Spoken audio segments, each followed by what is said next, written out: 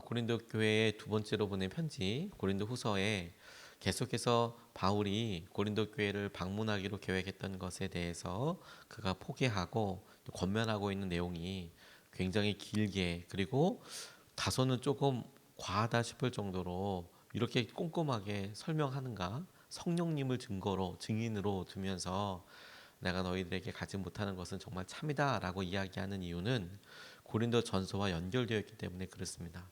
고린도 전서의 주요 문제, 고린도 전서에서 드러나고 있었던 고린도 교회의 주요 문제가 크게 세 가지가 있는데, 그 중에 하나가 나는 아볼로파다, 나는 바울파다, 나는 게바파다, 베드로파다, 나는 그리스도파다, 막 이렇게 팔을 가려서 엄청나게 어떤 내분이 있었던 것이 아주 큰 일이었고, 그리고 교회 안에서조차 있었던 음행과 관련된 일이 또 아주 커다란 일이었고, 그리고 교회 사람들끼리 서로 분쟁이 너무너무 심하고, 분쟁을 하다 보니까 교회 안에 지도자들과 교회 안에 함께했던 일들이 이제 리더십에서 결정이 되지 않고 선과 악 혹은 옳고 그름 혹은 어떤 것을 해야 될지를 결정하지 못하고 세상 법정에 거꾸로 가서 막 소송하고, 그런 일들이 사람들에게 막 확 불이 막 번져가듯이 막 이게 퍼진다는 이야기들을 듣고, 그 외에도 뭐 여러 구체적인 어려움들이 있었지만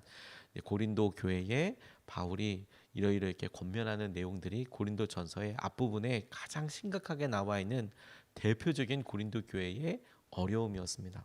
근데 여러분, 그 세 가지 주제만 놓고 생각해 보더라도 이것을 누가 이렇게 권면하여서 너희들이 무슨 파냐, 그게 뭐 그렇게 중요하냐, 결국에 우리가 하나님 안에서 주님 안에서 다 같이 한 몸이지, 그런 여러 권면들을 듣거나 혹은 음행과 관련된 사람들이 서로 그건 죄야, 어떻게 그렇게 하면서도 당신이 교회 안에 있을 수 있어, 그렇게 서로가 이야기를 했었을 것 같은데, 근데 그 이야기를 어떤 방식이든지 결론을 내리고 또 세상 법정에서조차 고소하던 사람이 바울이 쓴 편지를 보고 내가 잘못했구나, 혹은 저 사람은 잘못한 거니까 우리가 이렇게 서로 마음을 모아야겠다라고 결정하는 그 과정도 쉽지 않았겠죠. 그 이야기가 진행되기 전에 문제만 있을 때도 교회가 참 쉽지 않았을 텐데, 근데 바울의 편지에 의해서 그것이 드러나고 다시 한번 어떤 방향으로 결정이 내려지게 되었다면 이 과정 자체도 쉽지 않았을 거라는 것에 대해서 쉽게 머리로 짐작해 볼 수 있습니다. 그게 얼마나 어떤 어려움이었는지, 교회 안에서 어떤 마음속에 있는 불편함을 이야기한다고 하더라도 그것이 마음에 잔잔해질 때까지 참 교회 안에 여러 사람들 영향을 주고받을 수밖에 없는데, 문제 하나하나가 참 쉽지 않은 일인데 그걸 이렇게 편지 하나로 인하여서 그들 가운데 회개하는 사람이 있었고, 그 회개하는 것을 통하여서 어떻게 해야겠다라고 결정이 났다라고 이야기하니, 그 이야기를 듣고 고린도 후서를 쓴 두 번째 편지를 쓰는 바울이 기쁘기도 했지만, 그것을 권면하기 위한 마음과 그리고 그의 삶에 지금 느껴지는 것은 얼마나 착잡하기도 하고 염려되기도 하고 그리고 걱정도 되겠습니까? 그러니 나중에 논리적으로 혹은 감정적으로 바울의 사도권에 대해서 이런 이야기를 할 자격이 있냐라고 이야기하는 내용도 어떻게 보면 그들이 팔을 나눠서 싸우고 그 안에 있었던 어려움과 문제들이 드러나면서 그런 피해를 받고 혹은 그것 때문에 영향을 받고 상처받은 사람들이 보일 수 있는 당연한 감정적인 귀결, 열매라고도 생각할 수 있겠다고 싶어요. 그렇게 권면하고 넘어가면서 바울이 지금 중요하게 고린도 교인들에게 권면하고 있는 내용이 용서입니다. 어떻게 너희들이 살아야 하냐. 방문하기를 내가 이제 변경하면서, 방문하는 계획을 변경하면서 편지로서 고린도 교회 교우분들에게 다시 한번 권면하고 그 후속 조치를 어떻게 할 것인지에 대해서, 그래서 생긴 여러 다른 일들에 대해서 어떻게 생각하고 어떻게 교회 가는 것이 맞는지에 대해서 이야기할 때 바울이 주목해서 오늘 우리에게 명확하게 반복해서 이야기하고 있는 것은 용서예요. 용서. 어떻게 마음을 풀어갈 것인가. 용서. 오늘 5절서부터 7절까지의 말씀을 보면 누가 마음을 아프게 하였다면 실은 나를 마음 아프게 한 것이 아니라 과장하지 않고 말해서 어느 정도는 여러분 모두를 모두 마음 아프게 한 것이라고 하겠습니다. 여러분 대다수는 그러한 사람에게 이미 충분한 벌을 내렸습니다. 그러니 여러분은 도리어 그를 용서해주고 위로해 주어야 합니다. 그 사람이 지나친 슬픔에 짓눌리는 일이 없도록 해야 합니다. 라고 이렇게 이야기합니다. 설명을 듣고 나니 이 말씀의 맥락을 아시겠지요. 누가 마음 아프게 했다면 바울 자신보다도 그 곳에 있었던 고린도 성도님들이 더 많이 마음이 아팠겠지요. 여러분들이 다 어느 정도 마음의 아픔을 느꼈겠지요. 그리고 그 일이 해결되면서 어느 정도 그 교회 안에서 누구 이 문제에 어려움이 있는 사람, 누구 관련된 사람에게 어떤 징계나 혹은 어떤 반응들을 했겠지요. 그것이 이 사람들에게 아픔도 됐을 거예요. 너희들이 충분히 벌을 내렸다라고 이야기하는 것도 그런 맥락에서 같이 살펴볼 수 있습니다. 그런데 거기서 멈추면 안 된다고 이야기하고 있어요. 너희들이 충분히 그렇게 벌을 내렸으되 그 사람들이 슬픔에 짓눌리는 일이 없도록 너희들이 그 사람을 용서해주고 나아가 위로해 주어야 한다라고 이야기하고 있는 거니까요. 용서라는 수준을 다만 너희들에게 있었던 일을 잊어버려라, 감정적인 여러 대가가 없도록 해라 정도가 아니라 바울이 이야기하고 권면하고 있는 수준은 용서하고 그들이 큰 슬픔에 짓눌려 있는 것, 좌절감에 있는 것, 내가 왜 그랬을까? 만약에 죄를 새삼 깨닫게 됐다면 이 죄의 대가가 이렇게 어렵구나 라고 생각하고 될 때, 내가 구원받은 사람인가 라고 고민하게 될 때, 그래서 그들이 시험 가운데 나오지 못할 때 큰 어려움과 슬픔 가운데 짓눌리지 않도록 도와줘라, 용서해줘라, 그리고 위로도 해줘라, 나아갈 길을 열어줘라 라고까지 설명하고 권면하고 있습니다. 잘못한 사람의 행동이 서로에게 상처가 분명히 됩니다. 잘못을 한 사람에게도 처음에는 모르지만 상처가 되고 그 잘못으로 인하여서 영향을 받는 사람들은 말할 것도 없죠. 얼마나 힘들고 얼마나 아픕니까? 그런데 그래서 이 문제를 공동체가 함께 해결했을 때 그러면 마치 상처를 준 사람, 그 사람이 너 이러이러한 잘못과 어려움이 있어 라고 납득시키고 이해시키게 됐을 때 이제 그때부터는 거꾸로 화살이 다 이제 그렇게 한 사람 두 사람에게 가게 되죠. 그런데 이게 정상도 아니고 이게 하나님께서 원하시는 것도 아닙니다. 우리에게 상처가 되고 그런데 그 결국은 그 마지막은 상처가 되었지만 화해하고 서로가 주님의 은혜 안에서 회복되고 한 몸을 이루어야 한다라고 말씀하고 있어요. 우리가 한 몸이 되어야, 그래서 두 사이 가서 증거를 가지고 이야기하고 설득하고 하는 과정들이 다 의미 있는 것이죠. 그렇게 얘기해서 결국에는 한 몸인 교회에서 쫓아내고 그리고 잘못을 알게만 하는 데 있는 것이 아니라 우리에게 율법과도 같은 기준이 있어서 적용되었다면 은혜와도 같은 사랑이 있어서 위로해주고 다시 일어날 수 있도록 주님께서 그렇게 하도록 바울을 통해서 이야기하는 것입니다. 교회 안에서, 직장과 또 가정 안에서 가까운 사람과의 관계에서 어려움과 혹은 잘못을 직면하게 되었을 때 바울의 도전을 우리가 함께 붙잡아야겠다 싶습니다. 게리 스밀리라는 사람과 존 트렌트라는 사람이 쓴 축복의 선물이라는 책에 이런 이야기가 나온답니다. 거기 한 여인이 나오는데 어려서부터 알코올 의존증이 있었던 아버지에게 심한 학대를 받고 그렇게 자랐는데, 그런데 그걸 참다 못해서 이제 다시는 집에 안 돌아올 거야, 아버지랑 안 만날 거야. 그래서 본인이 어느 정도 힘이 있다고 생각했을 때 집을 떠나게 됐습니다. 그리고 하나님께서 그녀를 사랑하셔서 그런 상처와 아픔 가운데 보냈던 그녀가 어려움과 힘든 일을 만날 때 의지가 되어주시고 마침내 하나님께서 그녀를 만나 주셨답니다. 너무 감사하고 그가 혼자 타지에서 혼자 생활할 때 큰 힘이 되었어요. 그런데 그렇게 예수님을 믿고 나서 진짜 문제가 생겼습니다. 뭐가 문제가 생겼느냐? 아니, 문제는 전에 있었지만 문제가 드러나게 된 것이겠죠.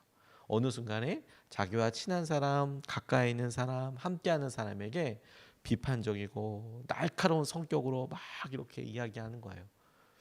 참 이런 일들을 본인만 모르는 경우가 의외로 되게 많아요. 자기 딸에게 혹은 자기 아들에게, 남편이나 혹은 아내에게, 부모님에게 자기는 오랫동안 그렇게 해왔기 때문에 나는 원래 그래, 나는 원래 이렇게 말을 하잖아, 나는 뒤끝은 없잖아, 이렇게 이야기하지만 정작 그것이 자기 안에 상처이고 어려움이고 그것을 진지하게 직면해서 해결해야 된다고 생각하는 데는 어려움이 많이 있어요.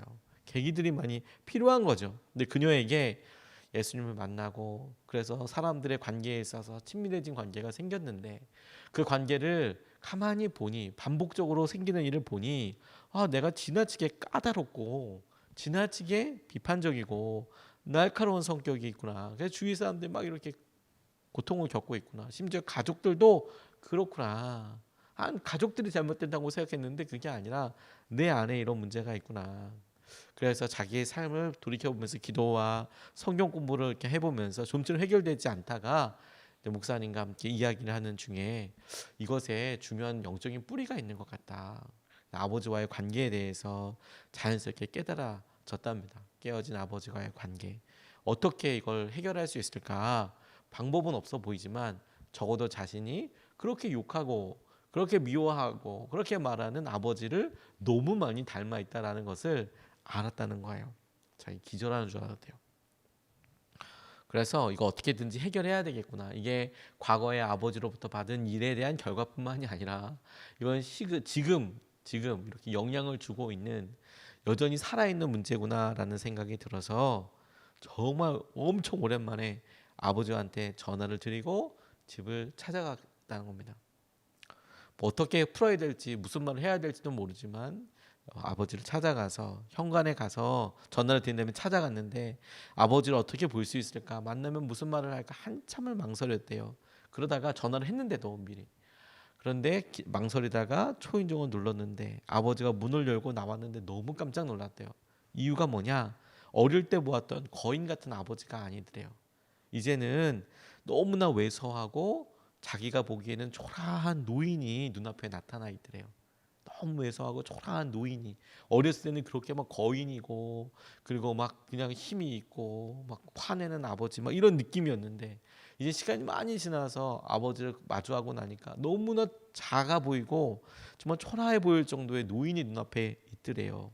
그래서 거실에 앉아서 아버지와 여러 이야기를 어렵게 꺼내다가, 아버지, 저 그동안에 아버지를 증오하며 살았습니다. 용서해 주세요. 사실 이게 아버지를 대놓고 이렇게 이야기할 수 있을까 싶지만, 오랫동안 이야기하지 않은 상태에서 친밀하게 내 마음을 이렇게 이야기하는 것은 또 다른 방법과 에너지가 필요하잖아요. 그러니까 정말 어떻게 보면 밑도 끝도 없이 내 아버지 미워하면서 살았는데 용서해 달라고 뚝 끊어지듯이 이렇게 이야기하게 됐답니다. 한 번도 눈물을 보이지 않고 언제나 큰 소리로 강하게만 했던 아버지가, 그런데 그 이야기를 듣고 들으시더니, 내가 정말 그렇게 못된 아버지였냐, 아빠였냐, 내가 너를 그렇게 아프게 했었냐, 나를 용서해 달라고 생각도 못하게 아버지가 그렇게 자기에게 이야기하더래요. 아버지와 딸 사이에 엄청난 화해가 일어난 거죠. 예수 그리스도께서 그 가운데 기준이 되어 주신 거예요. 아버지와 헤어져 살아갈 그 시간, 보냈던 그 시간, 이제 떠나가야 되는 거예요. 그 시간에서 이제 아버지와 이제 헤어졌어요. 다시 이제 삶으로 돌아가야죠. 그런데 그 시간이 되었을 때 자기도 모르게 아버지한테 사랑한다고 고백이 나오더래요. 용서해 달라고 구하는 것도 너무 힘들고, 내게 이렇게 상처를 주고 내게 이런 아픔만을 주고 혹은 내 성격에 이런 흔적만을 잔뜩 남겨놓은 아버지, 용서해 달라고는 어떻게 말하고, 혹은 내가 어떤 생각을 하고 있는지 전달하는 것도 너무 힘들었지만 일단 용서해 달라고 그렇게 구하고 나니까 자연스럽게 헤어질 때 사랑한다고 고백이 나오더래요.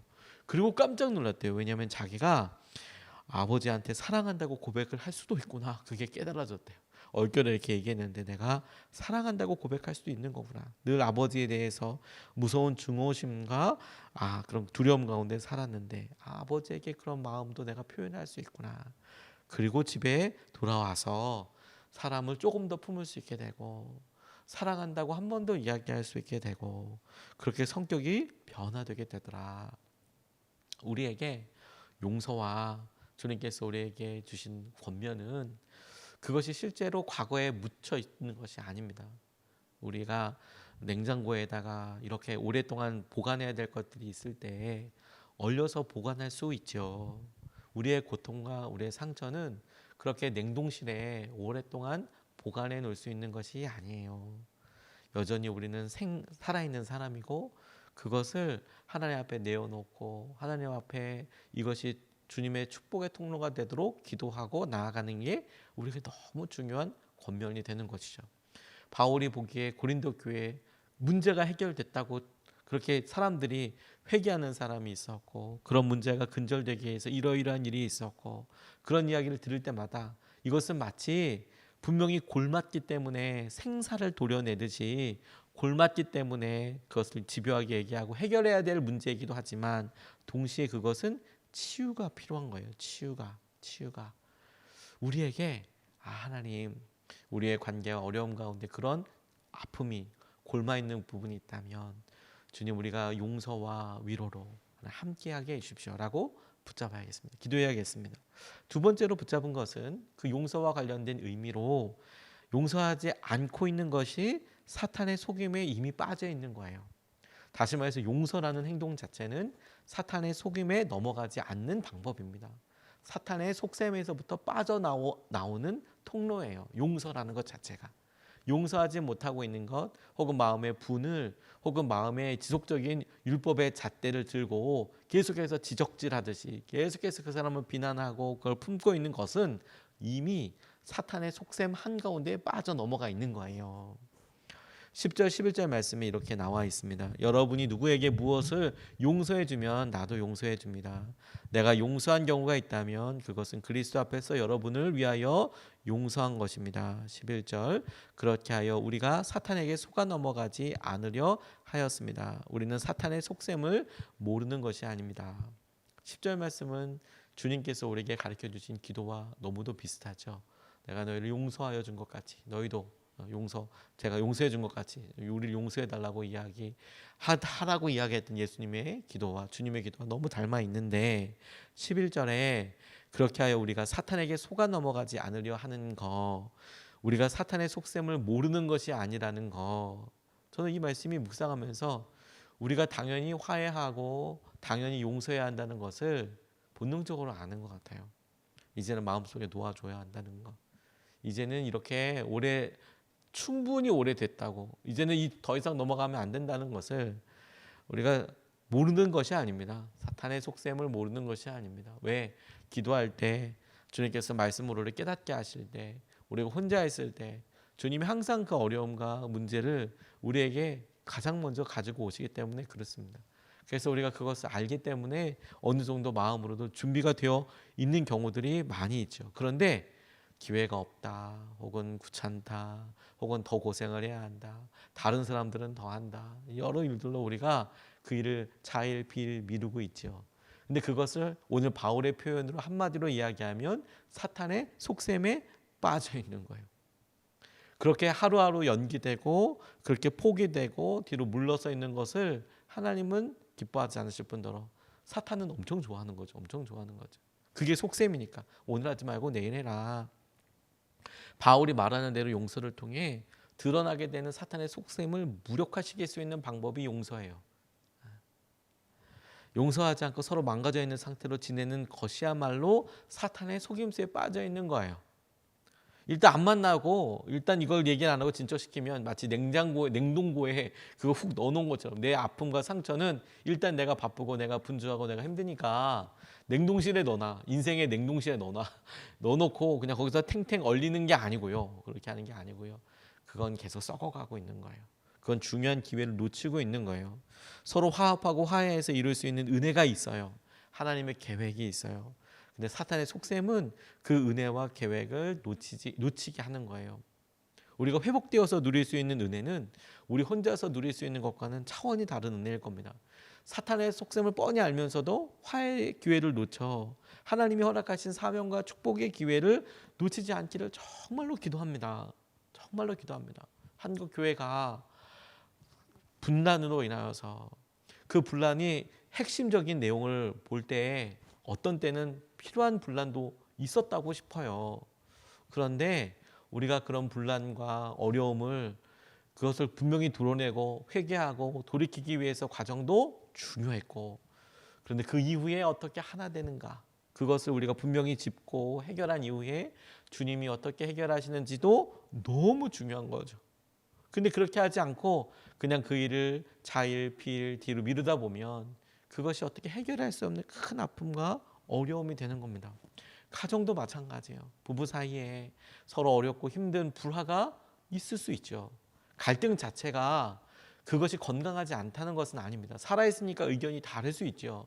그런데 그 갈등을 뻗어시 보고 그 일을 내가 어떤 문제를 해결하기 위해서 잠시 기다리고, 그리고 서로가 이해할 수 있을 때까지 참는 수준이 아닌, 아유 이쯤에서 여기 그냥 이거 더 이상 얘기하면 너무 힘들어지고 어려워지고, 그렇게 가만히 놔두는 것, 그냥 감정의 냉동실에 그냥 확 넣어놓고 있는 것은 주위에 있는 자녀들을 다 피를 말리게 하는 방법이에요.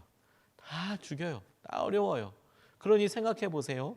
부부가 어찌됐든 화해하고 그래도 식사라도 같이 하면서 이야기하고 그렇게 마땅히 누렸을 가정의 화목과 하나됨을 그렇게 차일피일 뒤로 미루는 것을 통해서 기회를 계속 상실하는 거예요. 계속. 그래서 시간이 오래될수록 우리 주위에 사랑하는 사람들한테 남는 것은 뭐 냉랭한 기운과 아무것도 하지 않았다는 것, 사이가 좋지 않다는 것, 그것밖에 남지 않는 거예요. 교회도 똑같습니다. 그게 사탄의 속셈입니다. 사탄의 속셈.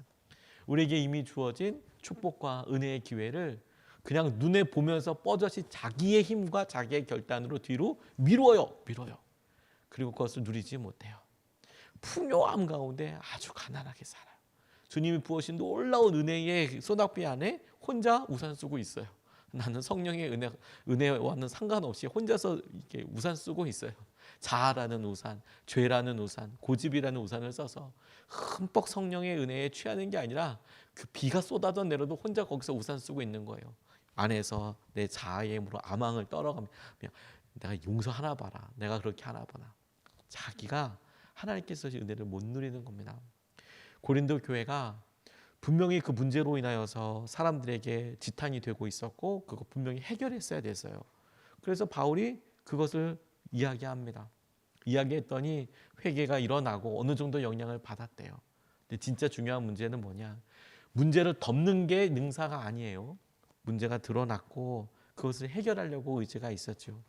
그런데 그러면 그 해결을 놓고 가만히 냅둘 거냐? 그게 아니라는 거예요. 오히려 그것이 하나 되도록 서로 위로하고 용기를 내는 것, 용서하는 것, 그게 사단의 속삭임에 빠지지 않는 것이라고 우리가 바울이 이야기하는 것을 같이 좀 붙잡고 기도하고 싶습니다. 그 기회를 놓치지 않도록 두 가지 말씀을 같이 나눴습니다. 용서와 용서. 하나님, 우리 마음속에 주님께서 해결해야 하신다고 이야기하신 것에 대한 주님의 마음이 우리 가운데 있게 해주십시오. 또 나아가 주님, 우리가 이것이 용서하지 않고 있다면 이미 사탄의 속셈에 넘어가 있는 거군요. 부모 자녀 사이에 섭섭할 수 있죠. 그런데 그렇다고 해서 그게 오래가는 것은 하나님이 기뻐하실 일이 아닙니다. 부부 사이에 섭섭할 수 있죠. 의견이 다를 수 있죠. 그거 건강한 것일 수 있어요. 그런데 이런 냉랭한 기운을 회복을 전제로 하는 것이 아닌, 사랑을 전제로 하는 것이 아닌 그냥 뒤로 연기하고 참는 것, 감정의 냉동실 안에 그냥 넣어놓는 것은 하나도 해결하는 게 아니에요. 사탄의 속셈에 빠져 있는 거예요. 우리가 이것을 놓고 두 번 나눠서 같이 기도하겠습니다. 첫 번째, 주님, 상처에 머물러 있지 않고 용서하게 해달라고 기도하겠습니다. 하나님, 오늘 우리가 우리 삶에 여러 에너지를 쓰고 여러 사람들 만나게 되고 혹은 우리가 잠시 어렵기 때문에 안 만나고 있는 여러 사람들 가운데 있다면 주님, 우리의 상처, 그 상처에 머물러 있지 않고 용서하게 하여 주십시오. 주님을 향해서 나아가게 하여 주십시오. 우리가 첫 번째로 같이 함께 기도하시겠습니다.